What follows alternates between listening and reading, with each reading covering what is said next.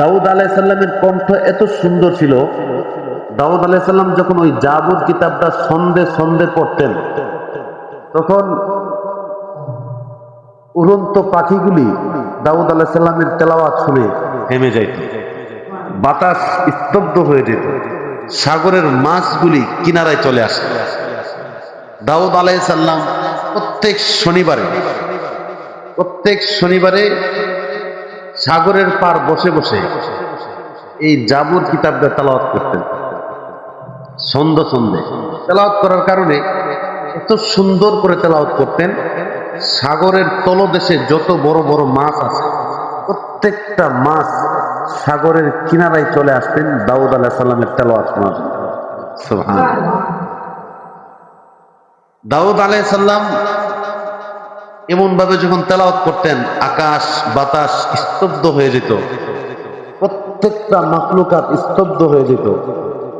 এই শনিবারে মাছ যখন সাইডে আসতো, তখন ওই সময় কিছু নাফরমান ব্যক্তি আছে না, যারা আল্লাহ এবং আল্লাহ রাসূলের আদেশ অমান্য করে, এরকম মানুষ আছে না? তারা কি করত? মাছ ধরত।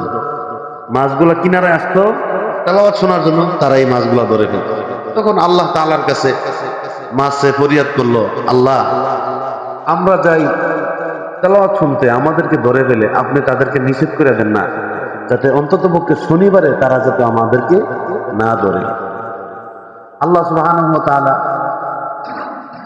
আল্লাহর পয়গম্বর দাউদ আলাইহিস সালামকে জানায় দিলেন যে আপনার উম্মতদেরকে জানায় দেন অন্তত পক্ষে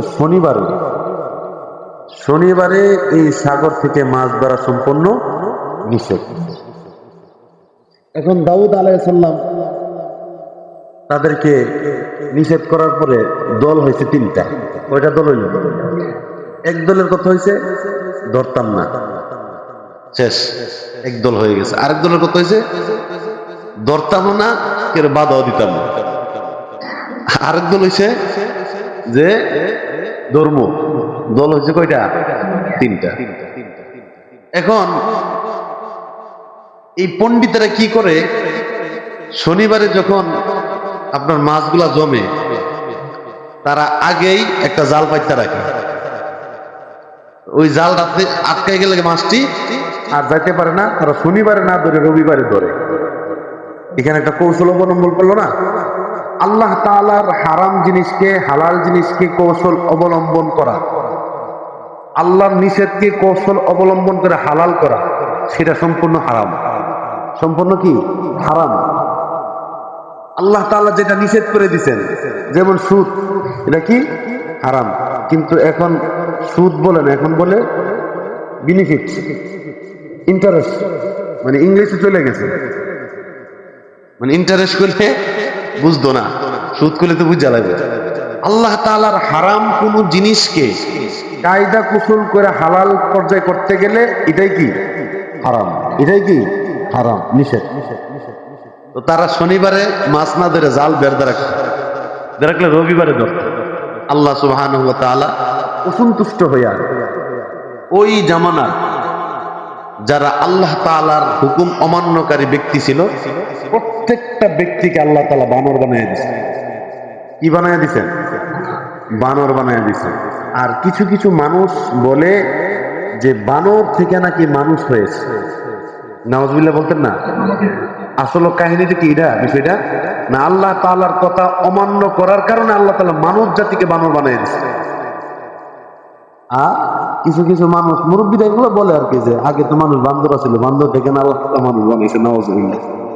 আচ্ছা বলেন, আল্লাহ তাআলা কোনো কিছু বানাইলে কি কোনো মাধ্যম লাগবে?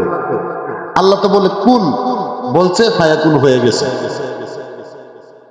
ইন্নামা আমরুহু ইযা আরাদা শাইআন আন ইয়াকুলা লাহু কুন ফায়াকুন।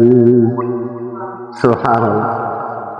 আল্লাহ তাআলা যদি কুন ফায়াকুন বলে তাই হয়ে যায়। আল্লাহ তাআলা বানর থেকে মানুষ বানানোর প্রয়োজন নাই, কিন্তু মানুষ বানাইছেন আল্লাহ তাআলা অনেক যত্ন করে। আল্লাহ বলেন, হাল আতা আলাল ইনসানি হিনুম মিনাদ الدهر لم يكن شيئا مذكورا। হে দুনিয়ার মানুষ, তোমরা কি একটু ভেবে দেখো না, তোমাদের কি এমন একটা সময় ছিল না যারা তোমাদেরকে চিনতো না, জানতো না, তোমাদের গোষ্ঠীর পরিচয় ছিল না, তোমার নাম ছিল না, তোমার পরিচয়ও ছিল না।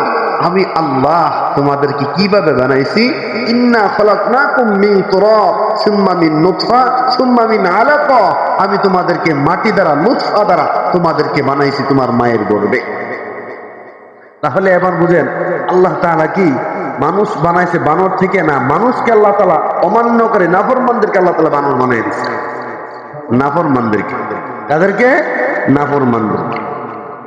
এখন দাউদ আলাইহিস সালামের মুজিজা ছিল লোহা, ঈসা আলাইহিস সালামের মুজিজা ছিল অনেকগুলা। এর মধ্যে একটা ছিল যেটা মৃত মানুষকে আল্লাহ তাআলার হুকুমে জীবিত করে ফেলতে। সুবহানাল্লাহ। ওনার যদি কোনো মৃত মানুষের সামনে যেতেন, বলতেন কুম বিইজনিল্লাহ, আল্লাহ তাআলার অর্ডারে, তখন ওই মৃত মানুষটা জীবিত হয়ে যেত। সুবহানাল্লাহ। ঈসা আলাইহিস সালাম অন্ধ মানুষকে যদি হাত বুলাইয়া দিতেন, ওই অন্ধ মানুষের চক্ষুগুলির সাথে সাথে ভালো হয়ে যেত। এটা ছিল একটা মুজিজা। এটা ছিল কি? মুজিজা। কিন্তু তারা দুনিয়া থেকে চলে গেছে, তার মুজিজা কি? চলে গেছে। কিন্তু আমার আপনার নবী, নবী মুহাম্মদুর রাসূলুল্লাহ সাল্লাল্লাহু আলাইহি সাল্লাম দুনিয়া থেকে বিদায় হয়েছেন, কিন্তু নবীজির মুজিজা যেটা আল কোরআন, এই কোরআন কিয়ামত পর্যন্ত থাকবে। সুবহানাল্লাহ।